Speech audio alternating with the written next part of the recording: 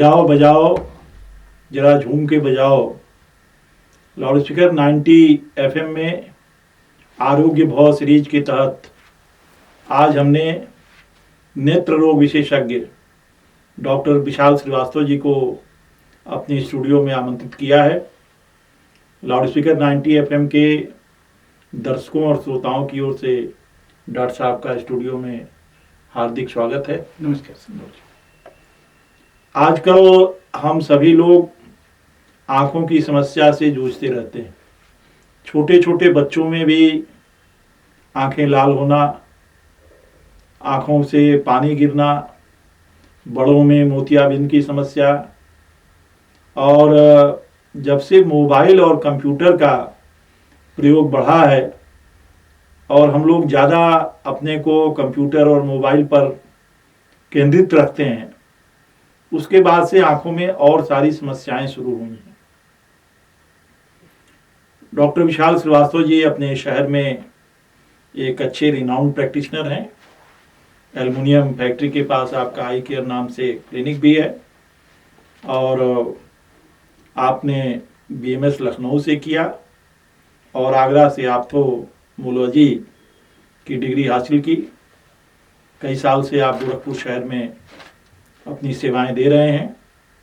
तो आज हम डॉक्टर साहब से आँखों में जो आ रही तमाम समस्याओं के बारे में और कैसे आँखें स्वस्थ रहें, क्यों कहते हैं कि आँख के बिना जग सूना हो जाता है। तो हमारी आँख, हमारे नेत्र बहुत अनमोल हैं और ये प्रकृति प्रदत्त हैं। तो हम आज इनके बारे में डॉक्टर साहब से, आपके मन में जो बहुत सारे सवाल हैं, आप सबका फीडबैक आता भी रहता है, तो इसके बारे में डॉक्टर साहब से एक एक करके चर्चा करेंगे। आप लोग इसे ध्यान से सुने और डॉक्टर साहब की बातों को अपने जीवन में अमल भी लाएंगे। तो डॉक्टर साहब, हम लोग शुरू करते हैं कि सामान्य तौर पे जो आँखें में कई तरह की दिक्कतें तो आती हैं, लेकिन सबसे बड़ा सवाल है कि हमारी आँखें कैसे स्वस्थ रहें।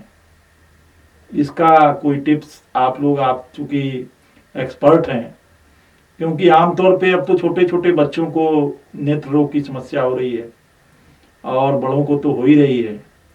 तो आँखें हमारी कैसे ठीक रहें, इसके लिए थोड़ा सा आप एक बताइए कि आप लोग क्या तरीका अपनाते हैं और एक आम आदमी को इसके लिए क्या करना चाहिए। देखिए, आम आदमी के लिए सबसे ज़रूरी जो चीज़ है, बहुत सामान्य बातें हैं कि पानी जरूर पीजिए। ज़्यादा से ज़्यादा दिन भर में एक स्वस्थ आदमी को 7 से 8 गिलास पानी पी लेना चाहिए, क्योंकि आप जानते हैं हमारे शरीर का 70% पानी से ही बना है। हमारी आँखें पानी के मदद से ही स्वस्थ रहती हैं। उसका वजह क्या है कि आप देखिए, ब्लिंक करते हैं हम लोग, आँखें हम लोग की झपकती रहती है 1 मिनट में लगभग 16-17 बार। उसका काम ही ये तो है कि आंसू को फैलाते रखना। अगर हम पानी कम कर देंगे तो धीरे धीरे आंसू की मात्रा कम हो जाती है और उसी से सूखा आँख सूख जाती है, ड्राई आई सिंड्रोम बोलते हैं उसको। एक तो ये है जी। दूसरा, हमारे रेटिना के लिए, जो हमारे आँख का पर्दा है जिसमें हमारे चित्र बनता है, जो भी हम देखते हैं, उसके स्वास्थ्य के लिए विटामिन A की बहुत ज़्यादा ज़रूरत है। वो सिंपल साग में जो हरी सब्जियां हैं, सलाद हैं, कैरेट हैं, गाजर खाइए। आंवला बहुत इंपॉर्टेंट है खाने में आँख के लिए। तो ये इतना काफ़ी है आपके नॉर्मल आइज के लिए। अगर आप बहुत ज़्यादा आउटडोर्स में हैं, बाहर ज़्यादा जाते हैं, तो आपको आँख की सफाई और ज़्यादा रखनी है, क्योंकि जो लोग गाड़ी चलाते हैं, ज़्यादातर ट्रक ड्राइवर्स हैं या ड्राइविंग करते हैं, तो आँख में हवा लगने की वजह से या और भी कारणों से, धूप में रहने की वजह से आँख सूखती है। फिर सब कुछ एक ही बात पर आते हैं कि आँख सूखनी नहीं चाहिए। इसके लिए भी फिर डिहाइड्रेशन, मतलब पानी आप पीते रहिए, जितना ज़्यादा हो सके पानी पीजिए। और आँख को जब भी आप बाहर से आते हैं या वैसे भी 2 या 3 बार आप आँख को धुलना चाहिए साफ़ ठंडे पानी से। इतना काफ़ी है हमारी आँखों के लिए। जी, आपने बहुत अच्छी बात बताई कि पानी पीने का संबंध तो आमतौर पे लोग पेट के लिए, लेकिन आज आपने पहली बार ये बहुत महत्वपूर्ण जानकारी दी कि यदि हम पानी पर्याप्त मात्रा में 4 लीटर पानी बहुत है शरीर के लिए जो है, 3 से 4 लीटर, 3 से 4 लीटर डॉक्टर बताते हैं जी। लेकिन पानी से आँखों का भी संबंध है। ये जानकारी बहुत महत्वपूर्ण है और बहुत अहम है, क्योंकि आमतौर पे पानी लोग जाड़े में कम पीते हैं। उससे ओह। कई समस्याएं हैं। जी। जाड़े में कम पानी पीने की वजह से थोड़ा जो जिनको हार्ट प्रॉब्लम पहले से है उनको हार्ट अटैक की भी प्रॉब्लम बहुत ज़्यादा होती है, क्योंकि खून गाढ़ा हो जाता है। आँखों की तो समस्या है, पानी का काफ़ी महत्व है हमारे शरीर में। जाड़े में हम लोग ज़्यादातर, चूँकि पसीना नहीं होता है, बहुत ज़्यादा लोग आउटडोर नहीं रहते हैं, तो लोग पानी कम ही पीते हैं। जी। और भी निजी समस्या लोग रहती है कि हमको नहीं जाना पड़े ज़्यादा, तो वो लोग पानी कम कर देते हैं। और पानी कम होते ही हमारे बॉडी का जो भी नॉर्मल सिस्टम है, सारे सिस्टम अफेक्टेड हो जाते हैं। अच्छा, ये डायबिटीज की वजह से भी आंखों की रोशनी कम होती जाती है? डायबिटीज़ की वजह से जो हमारी रेटिना है जी। उसको ज़्यादा नुकसान पहुंच सकता है, क्योंकि वहाँ पर खून की नलियाँ काफ़ी सक्रिय हैं, बहुत महीन खून की नलियाँ होती हैं।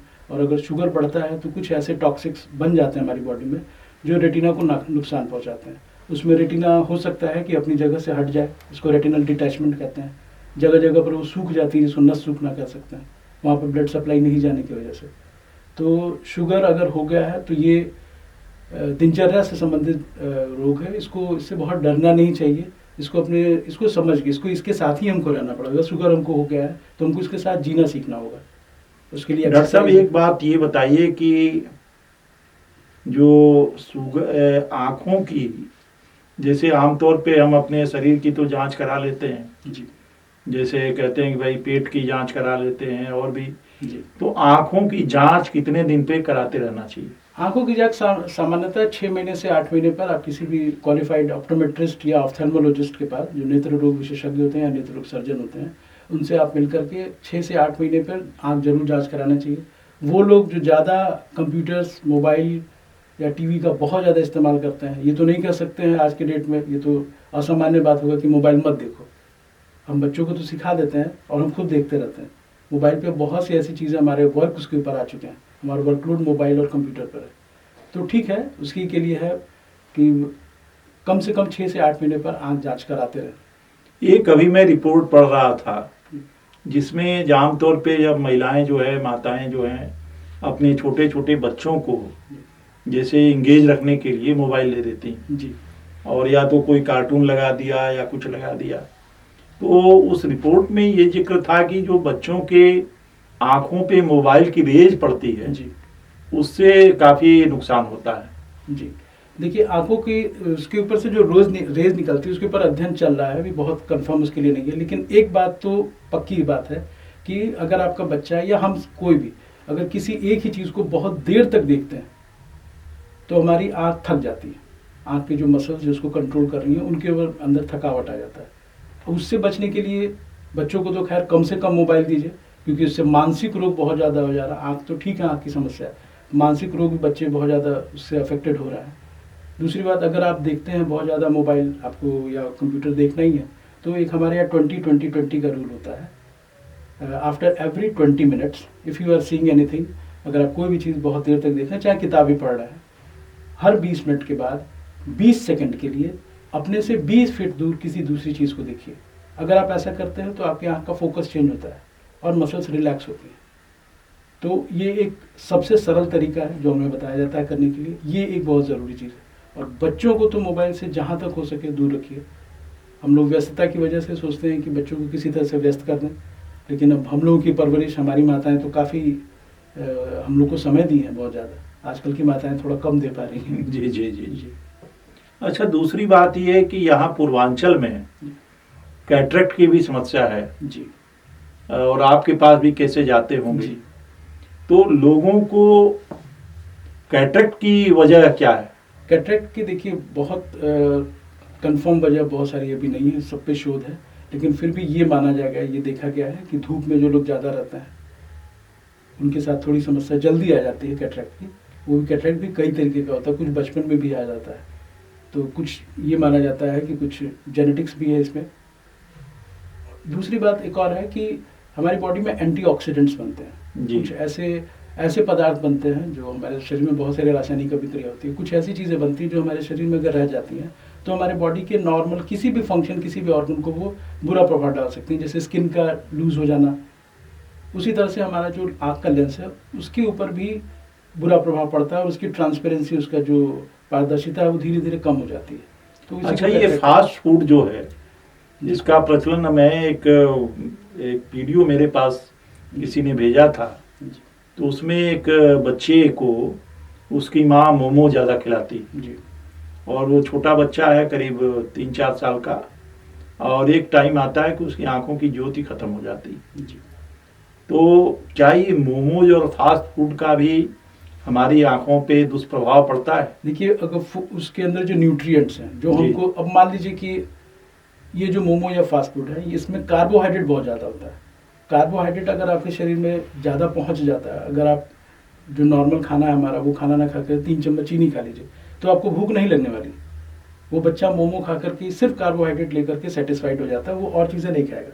तो सबसे बड़ी बात, कुछ संतुलित आहार नहीं मिल रहा है, उसमें संतुलन नहीं है, उसमें बहुत सारे मिनरल्स, बहुत सारे विटामिन उसको नहीं मिल पा रहा है। एक तो सबसे बड़ी समस्या, तो फिर आँख की केमिस्ट्री डिस्टर्ब हो जाएगी। आँख को क्या क्या चाहिए वो चीज़ें नहीं मिल पाएंगी इसको, विटामिन ए उसको नहीं मिल पाएगा। एक ये समस्या है।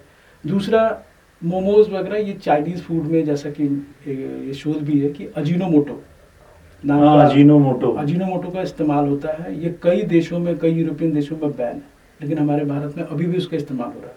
ये अजीनोमोटो का इस्तेमाल इसलिए करते हैं क्योंकि ये उनके बिजनेस से जुड़ा हुआ है। अजीनोमोटो अगर आप खा लेते हैं तो आपको भूख नहीं के बजाय भी आपको खाने की लालसा रहेगी।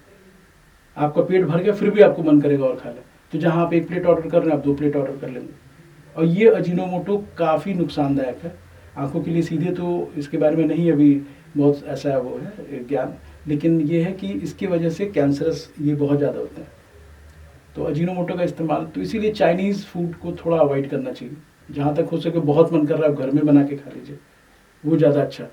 आप उसमें अजीनोमोटो नहीं डालेंगे, इस चीज़ का ध्यान रखना। अभी जो ये अब तो आंखों की टेक्नोलॉजी बहुत एडवांस हो गई जी। एक समय था कि हम लोग देखते थे कि जब मोतियाबिंद का ऑपरेशन होता था तो पहले वो टाका लगता था, फिर टाका कटता था, फिर 1 हफ्ते बाद जाना होता था, कई दिन। अब जो टेक्नोलॉजी है उसमें क्या ऐसा मेथड आया है कि अब तो शायद तुरंत ले आते हैं और कितने देर में ये ऑपरेशन हो जाता है? बस अगर सीधे ऑपरेशन देखें तो 10 मिनट का है, लेकिन आपके पूरे प्रोसेस में 1 घंटे के आसपास लग जाता है, क्योंकि हमें मरीज को तैयार करना होता है। जी। अगर उसका शुगर बीपी सही है तो 1 घंटा काफ़ी है किसी हॉस्पिटल में। अच्छा। जी। अब वो टाका वगैरह जो लगता था, पहले क्या होता था कि जो हमारा कॉर्निया है उस पर लंबा कट लगता था, जी, बड़ा कट किया जाता था, फिर लेंस को हटाया जाता था। हार्ड लेंस होते थे तो उनको घुसने के लिए पूरी जगह जो बनानी पड़ती थी, तब जा करके वो लेंस डाला जाता था, और उसके बाद फिर टाके लगाए जाते थे। लेकिन अब ये तो काफ़ी पुराना हो गया, अब तो बिल्कुल नहीं होता है। अब बहुत छोटा चीरा लगा के फोल्डेबल लेंस है, फेको मेथड इसको बोलते हैं। लेंस को फोल्ड करके अंदर डाल देते हैं। बहुत सारे कंप्यूटराइज्ड अब हेल्प भी आ चुके हैं, एग्जैक्ट लेंस कौन सा चाहिए हमको वो पता चल जाता है। लेंस में भी बहुत सारी वैरायटी आ चुकी है, मोनोफोकल। उसी पे मैं बात करने वाला हूँ जी कि जो लेंस को लेकर के जी अब जैसे मैं बताऊं कि अभी 2 ऑपरेशन मैंने करवाए जी। बीआरडी मेडिकल कॉलेज में। तो उस समय हमारे डॉक्टर परिचित थे, तो उन्होंने कहा कि भाई लेंस आप चाहें तो यही वाला लगवा लीजिए, कोई दिक्कत नहीं है। कुछ लोग कहते हैं बाहर का लाइए, और तो ये लेंस का क्या चक्कर है डॉक्टर साहब? देखिए, लेंस कई तरीके का आता है, उसमें हाँ। हाइड्रोफिलिक होता है, हाइड्रोफोबिक होता है, और भी लेंस की बहुत सारी प्रॉपर्टीज होती है। हम्म। वो बेसिकली डॉक्टर डिसाइड करता है पर्सन टू पर्सन किसकी आंखों की कैसी ज़रूरत है। और थोड़ा सा लेंस चूँकि हमारे यहाँ बनते नहीं हैं, हमारे इंडिया में नहीं बनते हैं, या बनते भी हैं तो अभी वो पैरामीटर हम नहीं पा पाए हैं। तो चूँकि ये बाहर से आता है इसलिए कुछ महंगे भी आते हैं। उसमें प्रॉपर्टीज़ भी बहुत ज़्यादा अलग होती हैं। मल्टीफोकल होता है, मोनोफोकल होता है। कुछ लेंसेज ऐसे होते हैं कि अगर लग जाएंगे तो फिर आपको चश्मे की ज़रूरत खत्म हो जाएगी। तो हाँ, ऐसा भी कुछ। तो इन वजहों से लेंस का दाम ज़्यादा या कम हो सकता है। अब सरकारी अस्पतालों में तो जो अवेलेबिलिटी होती है उसके ऊपर काम होता है। आप बिल्कुल ये कल्पना करना भी ठीक नहीं है कि सरकार हमको सब कुछ मुफ्त में उपलब्ध करा दे, ये चीज़ तो नहीं हो सकता है। तो इसके लिए आप अपने शहर के किसी भी अच्छे डॉक्टर से मिल करके, आप वहाँ काउंसलर्स होते हैं, वो आपको पूरी सही जानकारी देंगे कि कौन सा आप लगाएं। आप अपने कंफर्ट के हिसाब से लगवा लीजिए। वैसे ये जो आंखों की जैसे चश्मे का है, तो जी। चश्मे के बारे में भी आया है, कुछ डॉक्टर्स का कहना है कि जैसे आपको चश्मा नहीं लगाना पड़ेगा, जी आप लेंस अपनी आंखों में फिट करा लें। जी। तो वही होता है, कैटरेक्ट की तरह की ऑपरेशन होता है। अच्छा। और एक लेसिक सर्जरी होती है जिनका बहुत ज़्यादा पावर होता है, -7 -8 के ऊपर जिनका पावर होता है। तो वो दिखने में भी थोड़ा सा अच्छा नहीं होता और बहुत सटीक विज़न नहीं मिल पाता है।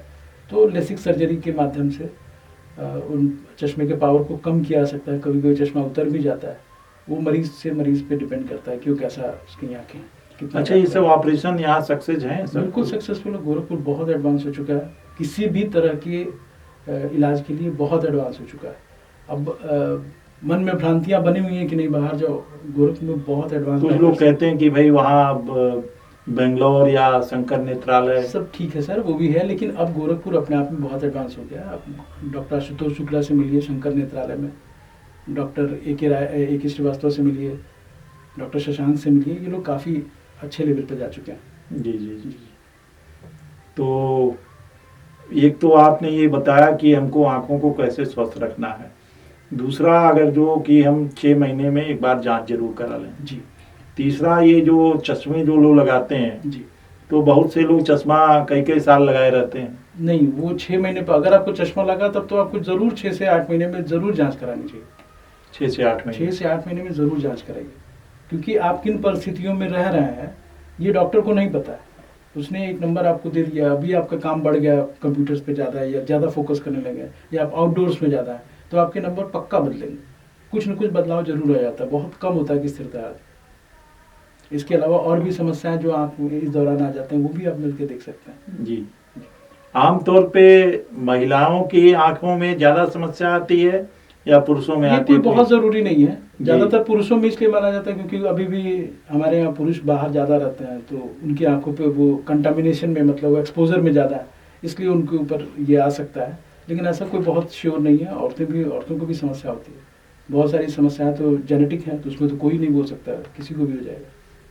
अच्छा, खान पान में जो लोग शाकाहारी हैं वो तो मैं तो सुनता रहता हूँ कि डॉक्टर की भाई वो साग लें और इस तरह की चीजें खाएं, हरी जी सब्जियां ले, गाजर ले और ये नेनुआ और इनकी जी। लौकी ये सब।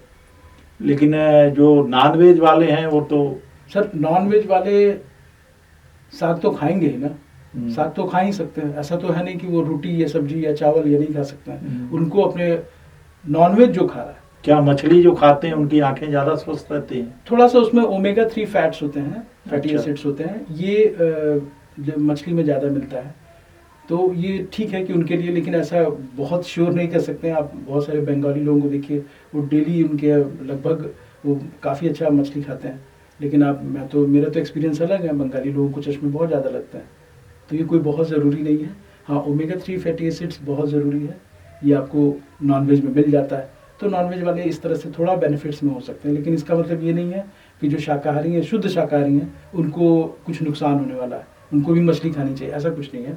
आप हरी सब्जियों में हमारे काफ़ी कुछ मिल जाता है, हम उसी को खाएं। हमारा देश हरी भरी सब्जियों से भरा हुआ है, उसका काफ़ी इस्तेमाल करना चाहिए। तो खान पान पे भी बहुत डिपेंड करता है, बहुत ज़्यादा डिपेंड है, कि सबसे हमारी ज़रूरी तो खान पान ही है। अच्छा, दूसरी चीज की ये ड्राई फ्रूट्स वगैरह भी डॉक्टर्स कहते हैं कि जी, इसमें उसमें लेना भी चाहिए। आमंड वगैरह में थोड़ा है, अच्छा। उसमें भी ओमेगा 3 फैटी एसिड्स मिल जाते हैं ड्राई फ्रूट्स में, तो ओमेगा 3 फैटी एसिड्स के एक और बीमारी इधर होती थी, वो रतौंधी जी की बीमारी जो है, आप समझ रहे हो? जी जी जी। तो इसकी वजह क्या है? ये विटामिन ए की कमी होती है। आप बच्चों को देखिए, ज़्यादातर कम एज में, अब तो जब आप टीकाकरण करेंगे बच्चे का, तो विटामिन ए का ड्रॉप्स दिया जाता है जी। बच्चों को, तो वो रेगुलर लेना चाहिए। बच्चों को कम से कम 2-3 साल तक टीकाकरण की उसमें पूरी प्रक्रिया में रखिए, वहाँ पर विटामिन ए आपको दिया जाएगा। और ये रतौंधी जो विटामिन ए से ही जुड़ा हुआ है, विटामिन तो ए से। फिर वही बात आती है कि अगर आप साग सब्जी खा रहे हैं ज़्यादा, सलाद ज़्यादा खा रहे हैं, गाजर खा रहे हैं, विटामिन ए आपको मिल जा रहा है, तो ठीक है। विटामिन ए के लिए सिर्फ गाजर नहीं, मतलब ये लोग कह सकते हैं गर्मियों में तो गाजर मिलता नहीं है, टमाटर भी हमारा है, टमाटर में भी मिल जाएगा आपको।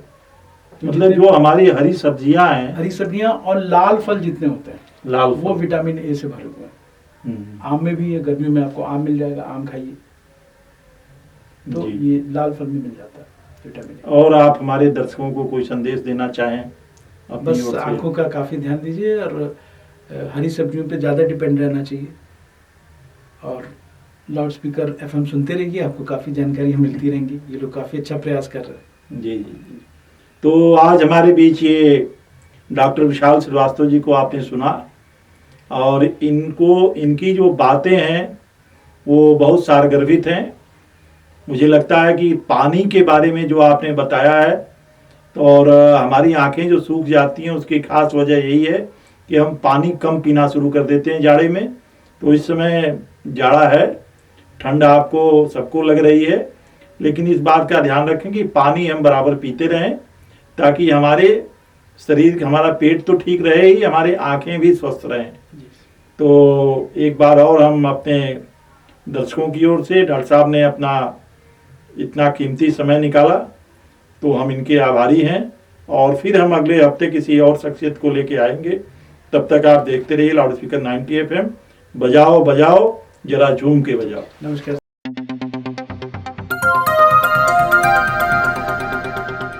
बजाओ जरा झूम के बजाओ, बजाओ बजाओ जरा झूम के बजाओ।